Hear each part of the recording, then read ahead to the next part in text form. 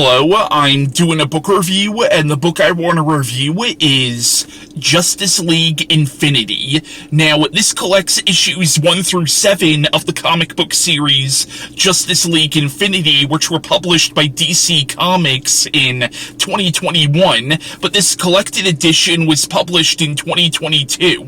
Now, I'm not sure if this is just a limited series, or if there are intentions of making this an ongoing series, but the issues collected in here make up a story called The Cracked Mirror, which was written by DeMatteis, I'm not sure if I'm saying his last name right, and James Tucker, and these were illustrated by Ethen Beavers. Now, this is not set in the mainstream DC continuity. Rather, this is set in the same continuity as the animated TV shows Justice League and Justice League Unlimited, which themselves were in the same continuity as Batman the Animated Series, Superman the Animated Series, The New Batman Adventures, Batman Beyond, and Static Shock. So this comic is set after the events of Justice League Unlimited, but obviously years and years before the events of Batman Beyond, because that show was set years in the future. Now, the best way I could describe this comic, and this is going to sound like a negative, but I don't mean it as such, because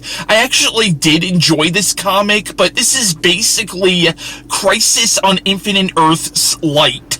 So, in the comic, we follow the android Amazo, who was introduced into the DC animated universe in an episode of Justice League, but basically, in this comic, he's traveling across the universe, trying to find purpose and meaning to his existence, and he ultimately comes to this dimension beyond our universe, which is sort of the nexus of all existence. Not the nexus of the universe, per se, but the nexus of the entire multiverse. But by being there, Amazo has created sort of a fracture within the multiverse that now threatens to destroy all of existence. We also follow Superman, who, while having dinner with Lois Lane, he all of a sudden disappears, and in his place is a Nazi version of Superman. So Superman is transported to an alternate universe where the Nazis won World War II and eventually took over America, but in this universe, the Nazi party is headed by the immortal Vendel Savage. Now, this universe, or at least one very similar to it, was explored in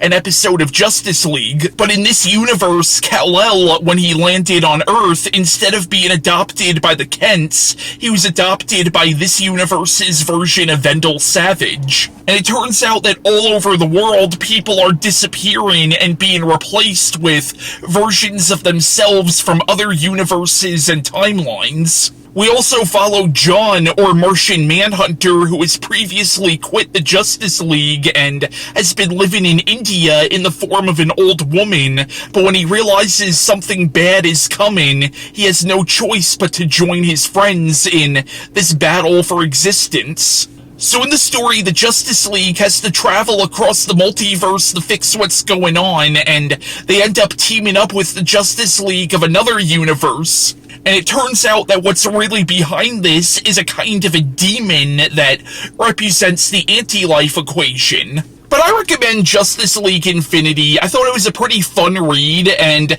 I am a sucker for the whole multiverse concept. I think it's a really cool concept that you could do a lot with. There's also an interesting story arc in here of Wonder Woman entering an alternate universe where Darkseid actually destroyed all life in that universe, but realized it wasn't what he wanted.